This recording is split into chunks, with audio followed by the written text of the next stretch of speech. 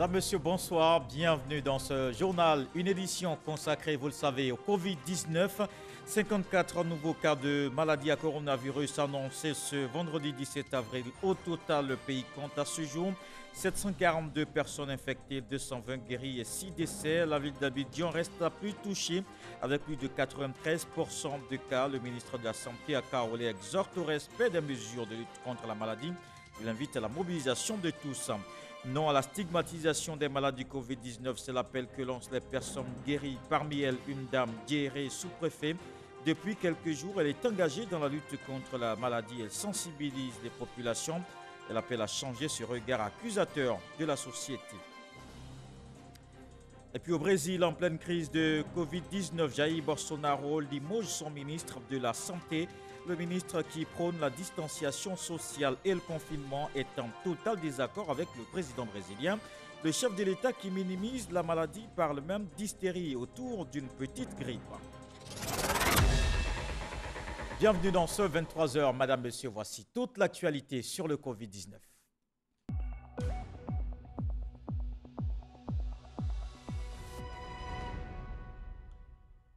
Mobilisation de tous et surtout le respect des mesures barrières. Un appel du ministre de la Santé pour briser la chaîne de contamination. La Côte d'Ivoire enregistre 54 nouveaux cas. La bonne note, le nombre de guéris aussi augmente. Akaoli a fait le point de la situation ce vendredi.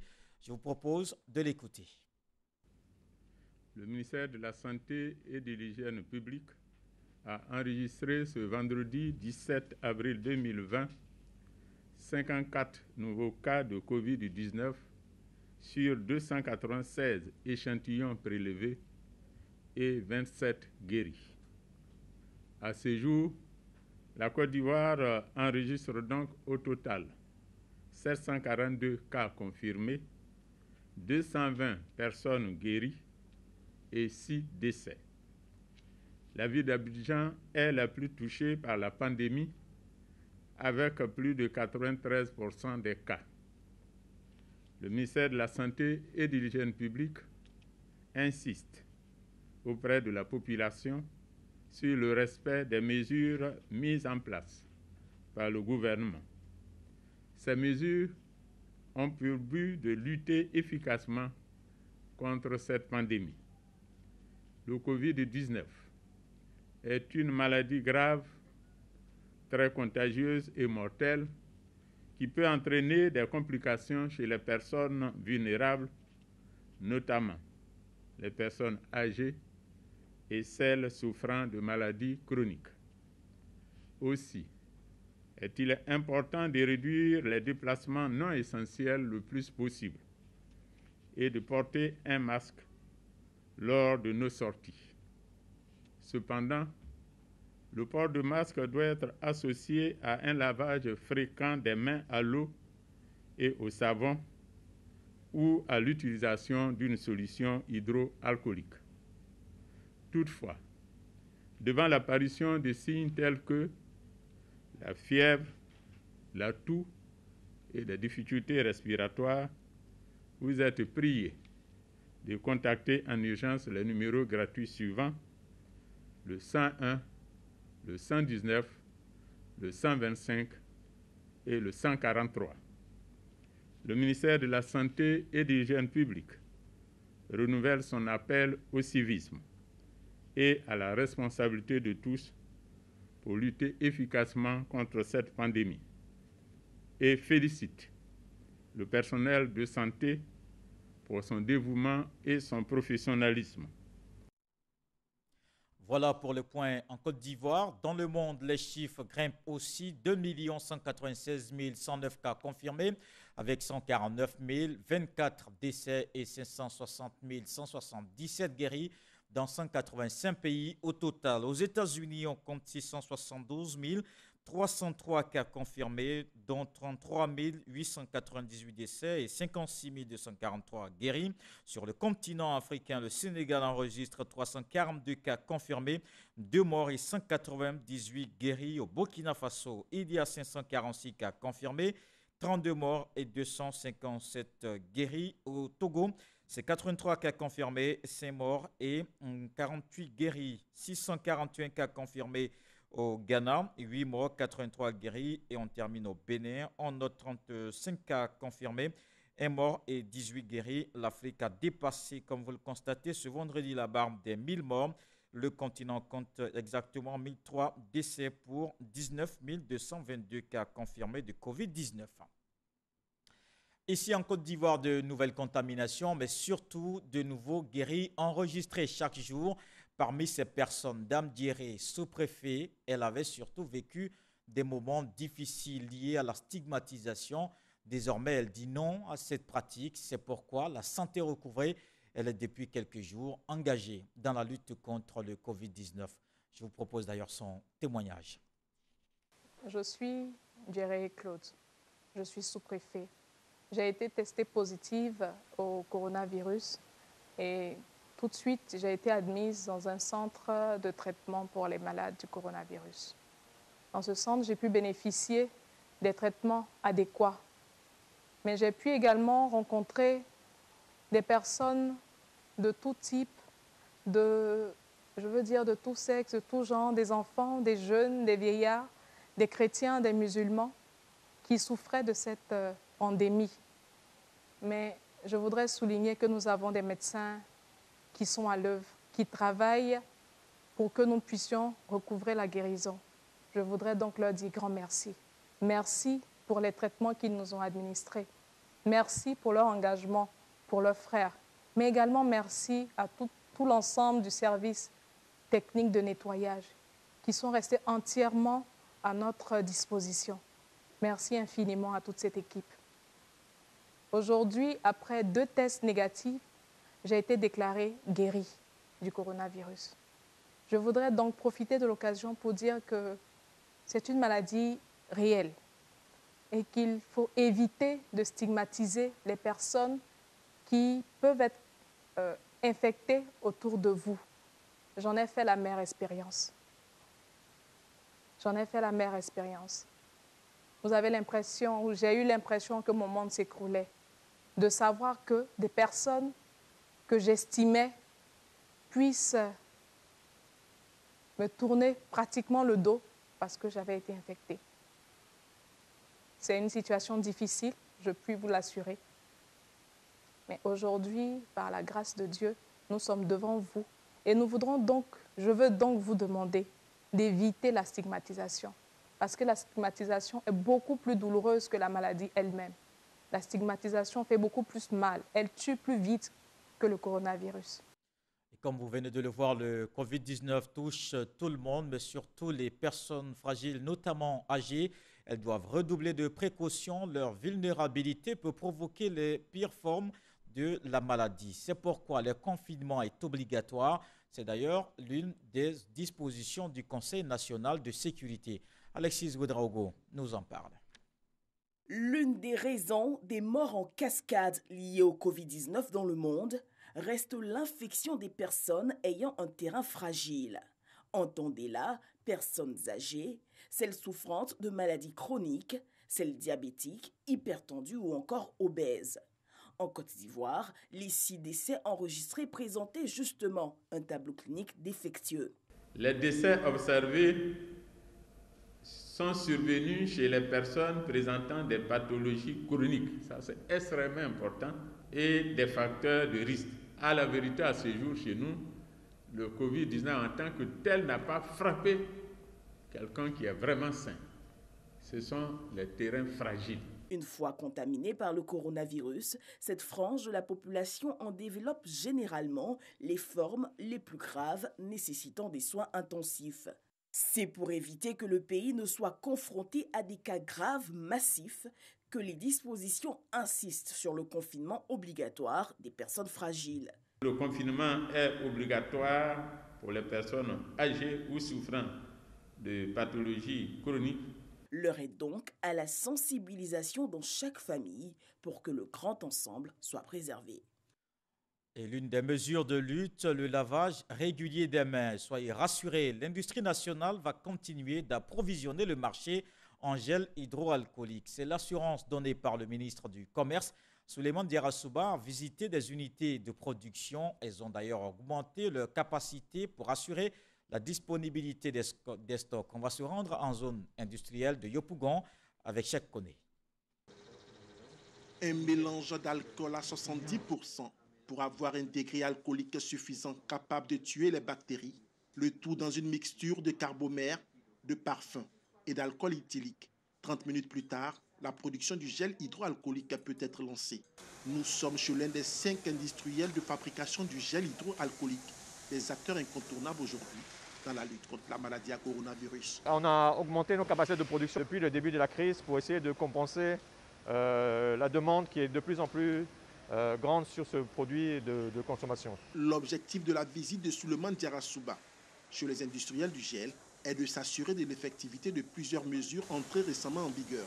Il s'agit entre autres de la mesure d'interdiction d'export de gel hydroalcoolique vers d'autres pays, le respect des mesures barrières dans ces usines, ainsi que la disponibilité du stock des produits pour satisfaire la demande nationale. Et on a rassuré, monsieur le ministre, au niveau des quantités, qu'avec le temps, peut-être dans le mois prochain, on aura aussi assez de stock pour survenir aux demandes qui continuent à monter. Chez le leader, comme le challenger du marché des gels en Côte d'Ivoire, le ministre du Commerce et de l'Industrie a visité les unités de production. Constatant les mesures d'hygiène et les conditions de production, Souleymane Diarra-Souba s'est dit satisfait.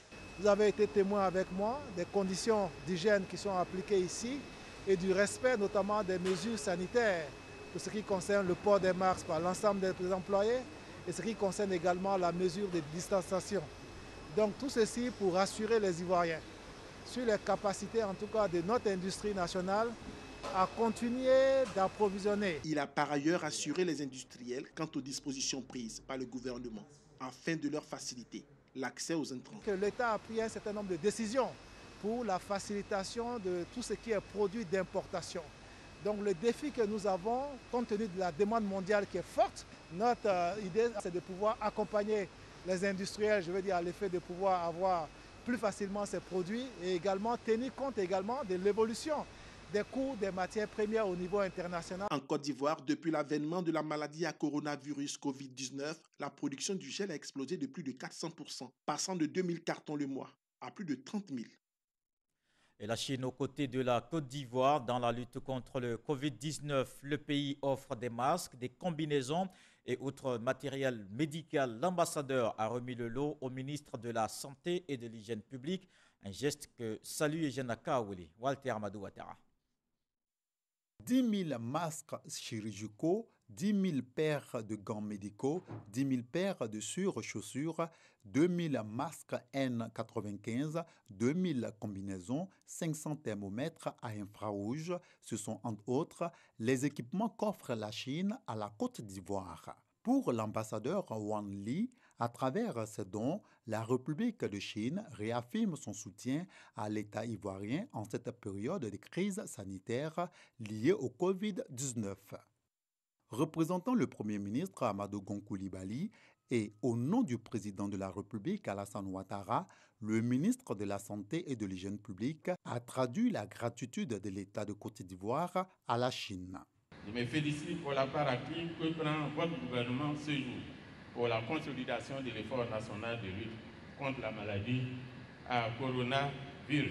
L'ampleur de cette pandémie est telle qu'aucun pays n'est épargné par le niveau de morbidité et de mortalité dont elle s'accompagne depuis le mois de décembre 2019. Je voudrais à présent vous traduire toute la reconnaissance et les remerciements de son Excellence le Président de la République de Côte d'Ivoire et de celui du Premier ministre Amadou Gon Coulibaly et de l'ensemble des membres du gouvernement pour tous ces dons. Il faut noter que depuis l'avènement du premier cas testé positif à la maladie à coronavirus, Covid-19, la Chine s'est résolument inscrite dans la lutte aux côtés de la Côte d'Ivoire afin d'aider le pays à vaincre cette pandémie. Et un autre geste de soutien dans la lutte contre le Covid-19, Orabank et Bobaf apportent leur contribution. Les deux groupes ont fait don de 150 millions de francs CFA au gouvernement, exactement 50 millions de Orabank et 100 pour Ebo Maf, c'est le ministre de l'économie et des finances qui a réceptionné les chèques, un appui pour soutenir l'État face à la maladie à coronavirus Covid-19. Elles aussi ne sont pas en reste. Les femmes du vivrier de Côte d'Ivoire répondent à l'appel à la solidarité du gouvernement. Le groupement général des coopératives de producteurs a remis près de 2 tonnes de vivres au ministère de la Solidarité, un don pour assister les personnes vulnérables. Jean-Luc Bangbo. 1 tonne d'igname, plus de 500 kg de légumes, des régimes de bananes, de la pâte de manioc et plusieurs autres produits vivriers. Voici la contribution du groupement général des coopératives de producteurs de vivriers à l'élan de solidarité contre le Covid-19 en Côte d'Ivoire. Comme ma fille, parent, il a dit à la télévision, nous on ne comprend pas bon français. Donc j'ai compris, il a commencé à aider les populations, il n'a pas moyen. À cause de ça, moi j'ai venu les féliciter. J'ai venu les donner un peu coup la main. Don qui répond à l'appel à la solidarité lancé par le gouvernement à l'endroit de toutes les couches de la population en vue de freiner la propagation de la maladie à coronavirus. Quand nous avons lancé l'appel, il y a des personnes qui ont pensé que c'était réservé à une catégorie de personnes, que c'était réservé à une catégorie de produits. Aujourd'hui, avec ce que vous voyez, ça ce sont des produits frais qui sortent des champs, que nos sœurs du marché vivrier nous ont apporté afin que nous puissions les redistribuer à d'autres personnes. Et donc, nous voulons leur dire merci. Il y a des gens qui en ont besoin, donc c'est à ces personnes que nous allons redistribuer ces vivres. Ces dons viennent s'ajouter à plusieurs autres réceptionnés par la ministre Mariatou Koné depuis le déclenchement de la crise sanitaire liée au Covid-19. Ces dons, faut-il le rappeler, sont déjà redistribués aux populations vulnérables, notamment celles dont les activités subissent les effets de la pandémie. L'entreprise NSE Côte d'Ivoire s'inscrit aussi dans la lutte contre le Covid-19. Elle a fait don de vivres et non-vivres au personnel de l'Institut Pasteur. En première ligne dans ce combat, le groupe a aussi donné un chèque pour le renforcement des capacités techniques du centre, au total 75 millions de francs CFA. Patricia Omouetia. Les entreprises et les opérateurs économiques multiplient les engagements face à l'épidémie de Covid-19. C'est le cas de NCE Côte d'Ivoire, des dons en vivres et non-vivres d'un montant de 15 millions de francs CFA pour le personnel de l'Institut Pasteur, suivi d'un chèque de 50 millions de francs CFA pour renforcer les équipements de l'Institut. L'Institut Pasteur de Côte d'Ivoire qui fait un très grand travail, mais qu'on ne voit pas souvent. Et nous avons estimé que dans cette période où il traite absolument tous les échantillons du pays, il faille que nous, au niveau des NSE, nous leur venons un tout petit peu en aide pour essayer de renforcer leur capacité en plateau technique, en réactif, afin qu'ils puissent faire face à la forte demande. Un engagement bien perçu par la responsable de l'Institut Pasteur qui indique que le personnel de santé est confronté à un stress mental considérable et travaille sous pression. Nous travaillons 24 heures sur 24, 7 jours sur 7, et le personnel qui travaille n'a pas toujours le temps de faire correctement ses achats en matière alimentaire. Et donc ça, vraiment, c'est une bouffée d'oxygène. Dans le monde entier, les médecins, les infirmiers, les soignants et les ambulanciers sont confrontés à une charge de travail sans précédent. Ici, à l'Institut Pasteur de Cocody, environ 4000 prélèvements ont été effectués de janvier à ce jour sous le contrôle de 250 employés. Je vous emmène dans la ville historique patrimoine mondial de l'UNESCO, Grand Bassam. Les transporteurs invités à faire barrière au Covid-19. Ils sont sensibilisés au port du cache-nez. Chacun a reçu sa dotation pour se protéger et protéger les clients. C'est une initiative du Rotary Club Océan. Issa Tionaïo. Depuis le 14 avril, le port du cache-nez ou masque est obligatoire. Le domaine du transport n'échappe pas à cette mesure. Pour cause de Covid-19, chaque chauffeur de taxi en Côte d'Ivoire doit désormais transporter 3 clients. Ouais, moi je prends 3 personnes, un devant et puis 2 derrière. J'ai toujours respecté les mesures du gouvernement. Les clients sont conscients que seul le respect des mesures peut sauver des vies. S'il y a des mesures qu'on peut prendre pour éviter la contamination, il n'y a pas de souci. Même si ça peut permettre de souffrir, il vaut mieux souffrir là que de mourir. Grand Bassam est une ville touristique. Chaque chauffeur de taxi transporte en moyenne 200 passagers par jour. Ce bouillonnement du secteur amène le Rotary Club Océan à initier une campagne de sensibilisation dénommée Stop Coronavirus à Grand Bassam à l'endroit des chauffeurs.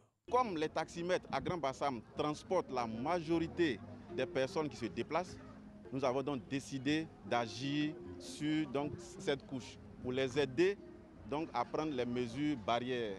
Ici à Bassam, nous avons 10 villages. Les taxis vont jusqu'à ce niveau. Pour certains parmi eux, en allant, ils prennent 3 derrière. Or, la norme, c'est 2 derrière. Donc, il faudrait qu'il y ait un stop, on se fasse les leçons, on revienne sur les mesures de l'État pour que tout soit respecté. Une action saluée par les transporteurs et populations. Que ce soit le conducteur, les passagers, la sensibilisation à notre niveau, je pense que c'est bien fait. Cette campagne de sensibilisation qui a enregistré la présence de plusieurs personnalités politiques et administratives a été marquée par la distribution de gels hydroalcooliques, de masques et de macarons aux transporteurs. On va rester dans la cité balnéaire de Grand Bassam pour parler cette fois de l'industrie hôtelière qui est aussi durement éprouvée par le Covid-19. Les activités sont à l'arrêt, un impact financier important pour les acteurs du secteur avec des employés au chômage. Heureusement, le gouvernement a mis en place un plan de soutien aux entreprises. Le président de la Chambre de commerce en parle avec les professionnels du tourisme de la région. Des détails avec Patricia Omouetia.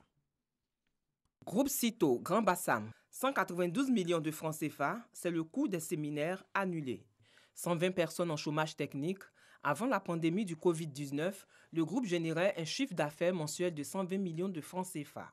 Tous nos séminaires ont été annulés. On s'est trouvé obligé de fermer les hôtels. Aujourd'hui, la perte est estimée à près de 200 millions de francs CFA qu'on a perdu.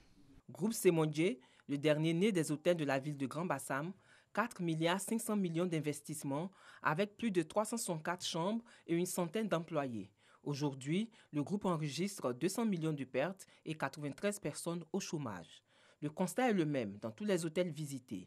Les professionnels du tourisme sont inquiets à cause de cette crise sanitaire due au coronavirus. Si on considère que notre chiffre d'affaires moins par trimestre fait 200 millions, on veut dire qu'aujourd'hui, pour le trimestre qui va s'annoncer, on va perdre 200 millions. Tous les employés sont en chômage technique, l'hôtel est fermé. Comment remettre cet hôtel? C'est beaucoup de soucis. Nous sommes obligés de garder au moins peut-être 10% du personnel pour arriver à pouvoir faire les entretiens. Disons que nous sommes à peu près à 150 millions de pertes. Conscient de l'importance de ce secteur qui génère plusieurs milliards de francs CFA de recettes chaque année, le gouvernement a proposé plusieurs mesures de soutien avec le concours de la Chambre de commerce et d'industrie de Côte d'Ivoire dans le cadre de sa mission d'appui aux entreprises. La Banque centrale, c'est-à-dire la BCAO, a pris des dispositions pour faciliter un certain nombre de choses par rapport aux prêts bancaires et le gouvernement, dans les mesures, a demandé aux banques commerciales de faire de telle sorte qu'on permette à nos opérateurs justement d'avoir des échéances reportées et aussi de permettre aux uns et aux autres de sauver le minimum dans cette période. Ces mesures ont été votées en urgence par le gouvernement ivoirien avec le fonds de soutien FSPM Covid-19 d'un montant de 150 milliards de francs CFA pour soutenir les entreprises. Et les transformateurs locaux sont aussi concernés par le plan de soutien de l'État. Mais en attendant, je vous emmène voir une initiative qui permet aux entreprises de s'adapter à leur situation. Il s'agit de la boutique paysanne située au plateau. On y trouve les produits locaux du Made in Côte d'Ivoire. Un espace de valorisation qui attire les populations pour satisfaire leurs besoins de consommation. Vous allez le voir dans ce reportage de Francis Boifo. Les boutiques paysannes continuent de faire la promotion des produits fabriqués ou transformés localement malgré la crise sanitaire. Bienvenue, Président. Merci beaucoup. Merci beaucoup. Pénard Tirgué Soro est fournisseur de cette boutique. Il est venu livrer sa marchandise, le café ivoirien.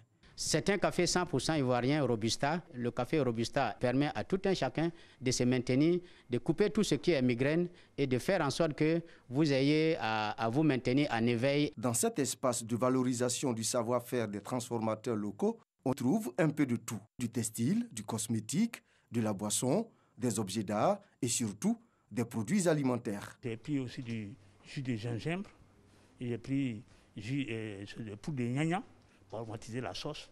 J'ai pris des jus de fruits, qui sont naturels. Les produits issus de la transformation artisanale sont très sollicités en cette période de lutte contre le Covid-19. Alors, dans ce mois d'avril, honnêtement, les sorties de produits ont augmenté.